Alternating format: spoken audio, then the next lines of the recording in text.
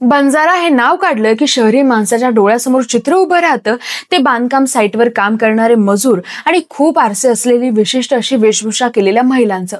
बंजारा म्हटलं की संपूर्ण देशभरात विखुरलेल्या तांड्याने फिरून आपला उदरनिर्वाह करणारा समाज. काही राज्यात यांचा अनुसूचित जमातीमध्ये समावेश होतो तर काही ठिकाणी भटक्या व विमुक्त जमातीमध्ये.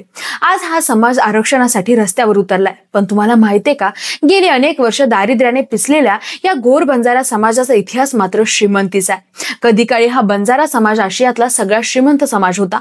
मग हा समाज देशोधडीला का लागला? त्यांना आरक्षणासाठी रस्त्यावर का उतरावं लागलं? सगळं जाणून घेऊया या व्हिडिओच्या माध्यमातून. बंजारा समाजाचा इतिहास फार जुना आहे आणि त्याचे धागेदोरे हडप्पा संस्कृतीपर्यंत जातात. साधारण 1921 साली हडप्पा आणि मोहेंजोदारो येथे सिंधू संस्कृतीचा शोध लागला आणि उत्खननात सापडलेल्या वस्तूंवरून अनेक महत्त्वाच्या बाबी स्पष्ट झाल्या. त्या काळात व्यापार मुख्यतः लेनदेनावर चालायचा, म्हणजेच बार्टर सिस्टीमवर आधारित होता. वस्तूंची देवाणघेवाण पद्धत अत्यंत प्रगत होती आणि ही सर्व व्यवहार प्रणाली बैलांवर लादलेल्या माल वाहतुकीद्वारे केली जात होती. या व्यापार करणाऱ्या लोकांना त्या काळात वणज असे म्हणत असत, म्हणजे वाणिज्य करणारे. त्याच नावापुढे पुढे कालांतराने बंजारा हा शब्द तयार झाला असावा असे इतिहासकार सांगतात. म्हणजेच आज आपण ज्यांना गोर बंजारा म्हणून ओळखतो त्यांची मूळ ओळ वाणिज्य आणि व्यापाराशी थेट जोडलेली आहे. आणि हा इतिहास दाखवतो की वर्तमानात दरिद्रतेने दडपलेल्या बंजारा समाजाचे मूळ अत्यंत श्रीमंत, सुसंस्कृत आणि व्यापारिक पृष्ठभूमी असलेले होते. ते एक प्रकारे प्राचीन भारतातील आर्थिक, सामाजिक आणि सांस्कृतिक दृष्टिकोनातून महत्वाचे लोक होते. पूर्वापारापासून मध्यम युगापर्यंत बंजारा समाज हा एक व्यापारी जमात म्हणून ओळखला जात होता. त्या काळी वाहतूक व दळणवळणावर त्यांची प्रखर पकड होती. लाखो बैल असलेल्या तांड्यांमध्ये ते विविध वस्तूंची देवाणघेवाण करायचे. धान्य, मीठ, नारळ, खजूर आणि इतर जीवनावश्यक वस्तू ते देशभर नेऊन पोहोचवायचे. या सर्व वस्तूंमध्ये मिठाची वाहतूक त्यांचा मुख्य व्यवसाय होता. इतकंच नाही तर मीठ वाहणाऱ्या जमातीला लोकांनी लमाणी असंही संबोधलं. त्यांच्या मूळ स्थानाबाबत निश्चित माहिती उपलब्ध नाही, तरीही बंजारा स्वतःला राजपूत कुळातील राणा प्रतापाचे वंशज असल्याचा दावा करतात. वेगवेगळ्या प्रदेशांमध्ये व्यापार करत असताना त्यांचा संपर्क अनेक भाषिक आणि सांस्कृतिक गटांशी झाला.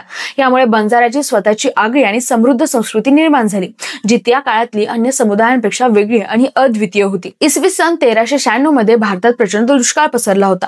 अन्नासाठी हजारो लोक तडफडत मरत असताना बंजारा समाजाने अद्वितीय साहस आणि दूरदृष्टी दाखवत नेपाळ, चीन, तिबेट, ब्रह्मदेश, इराण आणि काबूल यासारख्या देशांमधून धान्य आणले आणि लोकांचे प्राण वाचवले. या सामर्थ्यामुळे बंजारा समाजाला या काळात प्रचंड प्रतिष्ठा मिळाली.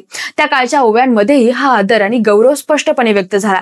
एका प्रसिद्ध ओवीत असं सांगतात की लमानी नवरा भाग्याचा, बाईजी हातात कडा सोन्याचा, बाईजी कमरेला कडदोरा चांदीचा, बाईजी लमानी नवरा हवाजी. या ओव्यातून त्या काळच्या बंजाराच्या सामर्थ्याचं, त्यांच्या धनसंपन्न जीवनशैलीचं आणि समाजातील प्रतिष्ठेचा सूर समोर येतो. बंजारा हा समाज केवळ व्यापारी किंवा वाहतुकीसाठीच नव्हे तर संकटाच्या वेळी जनतेसाठी मदत करणारा आणि समाजात आदर मिळवणारा एक साहसी आणि उदार समाज होता, हे स्पष्ट होतं. शिवाय मंडळी, मुघलांच्या काळात राजस्थानातून बंजारा समाज महाराष्ट्रात आला. या समाजाला देशभरातील सर्व प्रमुख रस्त्यांची सखोल माहिती होती. जर देशाच्या कोणत्याही कोपऱ्यात एखादी वस्तू पोहोचवायची असेल तर त्यांच्याकडे योग्य वितरण व्यवस्था आणि मार्गदर्शन उपलब्ध होतं. कठीण पाऊलवाटा, घाटमार्ग याची माहिती त्यांना प्राचीन काळापासून होती. खरोखर आजचे अनेक घाट आणि रस्ते मूळ बंजारा मार्गावरच उभारले गेले आहेत. रस्त्यावर चोर, दरोडेखोरांच्या धाड्या नेहमीच होत असल्याने बंजारा समाज आपसुक लढवय्या बनला. त्यांनी फक्त व्यापारावर लक्ष केंद्रित केले नाही तर देशाच्या आर्थिक व राजकीय परिस्थितीवर बारकाईने निरीक्षण ठेवलं. बंजारा फक्त व्यापारी नव्हते तर वेगवेगळ्या लढाईत गुंतलेल्या सैन्याला रसद पुरवणारे म्हणून ओळखले जात होते. युद्धाच्या प्रसंगी ते नेहमी तटस्थ राहत दोन्ही बाजूच्या सैन्याला निष्ठेने धान्य आणि आवश्यक साहित्य पोहोचवत. डोक्यावर लावलेल्या लिंबाच्या डहाळीवरून सैन्याला लगेचच लक्षात येत की लमाणे आले आहेत आणि अशा वेळी कोणताही सैनिक त्यांना त्रास द्यायचा नाही. मुघलांपासून मराठा साम्राज्यापर्यंत बंजारा समाजाने प्रत्येक राज्यसत्तेला आर्थिक व रसद सहाय्य पुरवले. लखीराय बंजारा यांना मुघल दरबारात मानाचे स्थान होते. ते कापूस, चुना आणि अन्य आवश्यक वस्तू पुरवायचे. त्यांच्या 4 तांड्यांमध्ये हजारो बैलगाड्या, लाखो जनावर आणि मोठे सैन्य असायचे. व्यापार मार्गावर रस्ते, तळी, विहिरी आणि धर्मशाळा त्यांनी बांधल्या होत्या. त्याच काळात भारतात दळणवळणाच्या सुविधा विकसित होत होत्या. पक्के रस्ते, 1853 मध्ये रेल्वेच्या आगमनामुळे पारंपरिक मालवाहतूक व्यवसाय संकटात आला. देशभर रेल्वेचे जाळे पसरल्यामुळे अन्नधान्य पुरवणारा बंजारा समाज पूर्णपणे आर्थिक आव्हानात आला. उदर भरण्यासाठी बंजारा तांडे व्यापारी मार्गाजवळ डोंगर, दऱ्या, माळरानात वसले. मात्र मोठ्या तांड्यांना जनावर सांभाळणं अवघड झालं. 1894 साली इंग्रजांनी जंगलातील गोंद, चारोळी, मोळ्या विकण्यावर बंदी घातल्यामुळे पारंपरिक उद्योग बंद पडला. यामुळे समाजातील तरुण काहीसा गुन्हेगारीकडे वळला.